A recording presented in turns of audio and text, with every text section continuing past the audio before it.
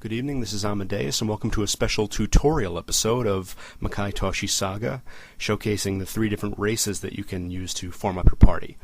The first race we'll look at are humans, who in this game are roid freaks. They raise their HP, strength, and agility through stat raising items. The benefit to this is that they can advance as quickly as you can get the money to buy the items. Things will go kind of slowly early on, but at about the halfway point in the game, stat raising items will be a lot more affordable, and it will become easy for you to max them out. They can carry more items than espers can, but they're totally dependent on the equipment that they carry. You'll also notice that humans start with 0 mana, and there's no way to increase this other than a slight mana boost from a piece of equipment you get toward the end of the game, but for all intents and purposes, just forget about putting spellbooks or any mana-based weapons on your humans. Espers are next. They're your archetypical mage class. Their stats go up randomly after battle, but unlike in the second game, it's totally random and isn't affected by what they use during battle.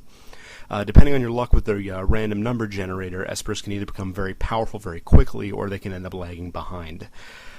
With their high mana, they can do a lot of damage with spellbooks and psychic weapons. They also have access to special abilities that they randomly learn after battle.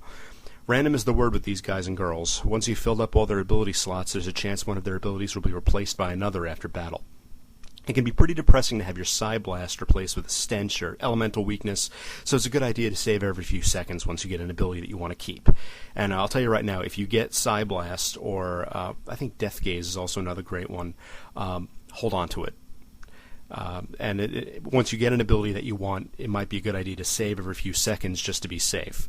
The trade-off to having these neat abilities is that the espers have fewer equipment slots than humans, but it ends up being worth it. Monsters finally have a fixed ability set and change forms by eating the meat of enemy monsters. One of the very useful amenities added to the remake is that you can preview the form your monster will take before you eat a piece of meat. Now, before that and before GameFAQs, we just kind of had to choke it down and hope for the best.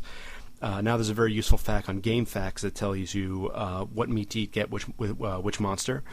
And with some doing, it's entirely possible to get an endgame level monster in the first world if you're not averse to totally breaking the game. I'm not going to be doing that, but it's something that you have the option to do if you're interested.